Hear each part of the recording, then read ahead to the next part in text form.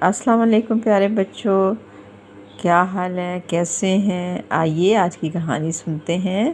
کہانی کا نام ہے رنگ کا ڈبہ۔ رنگ کا ڈبہ۔ یہ دیکھو ہمارا رنگ کا نیا ڈبہ، روحی نے کہا۔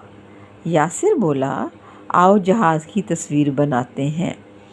ایک پرانے اخبار پر روحی اور یاسر نے پانی کا جہاز بنایا، لال، نیلا اور پیلا جہاز۔ یاسر بولا، چلو اس میں مسافر بٹھاتے ہیں۔ روحی نے بہت سے مسافر بنائے، نارنجی، جامنی اور ہرے مسافر۔